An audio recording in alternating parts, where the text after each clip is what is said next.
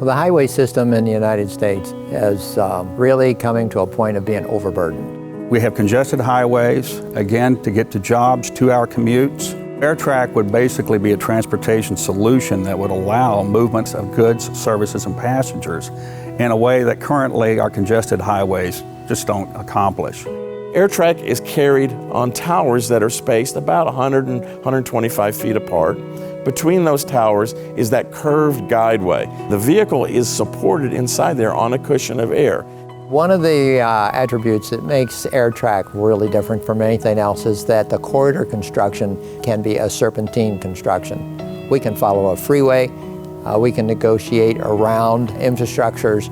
There's massive amounts of unused right-of-way in the middle of the interstate highway system, and AirTrac can be carried right down the center of those interstate highways. By hanging the passenger compartment underneath of the support system, you free it so it can sway back and forth like a pendulum. That gives a very distinct advantage in the fact that you can go around any turn at any speed, and it makes an automatic and inherent coordinated turn. Now, another differentiator of this system is it's not a heavy system. If, for example, it needs to be relocated, you can unbolt it and literally move it. With the composite materials like carbon fibers, 10 times stronger than steel and 1/5 the weight.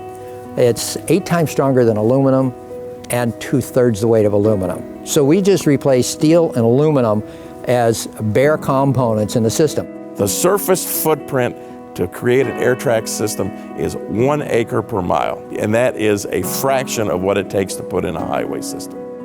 The system would be anywhere between $15 and $30 million a mile. Now compare that to high-speed rail, which is in excess of $100 million a mile. So AirTrac is very affordable, but it's also safe, it's also convenient, and it's environmentally friendly.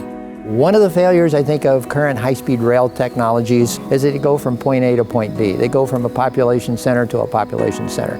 We have right now a growing job market in the States. And what that exposes is challenges to get people from the place of residence to the place of employment. From the very beginning, I designed AirTrac to be a door-to-door system as close as you can possibly come.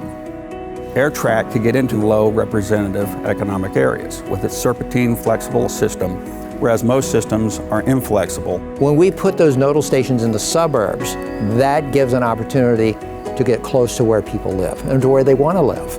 It's going to provide jobs locally, and it's going to improve transportation locally in suburban, urban, and rural areas. Another great benefit of AirTrac is not only the ability to move people around, but the ability to move goods and services around. AirTrac during the business hours can be transporting people, but also during the evening hours and night, it can be transporting light freight. The great thing about AirTrac is it serves both the public good, but also it serves industry and commerce. AirTrac is going to improve our infrastructure, it's going to supplement it, augment it, it's going to make it a better system, and it's going to be affordable, convenient, safe, and people are going to enjoy using it. It gives us the opportunity to produce an industry, to grow an industry that will become a worldwide industry.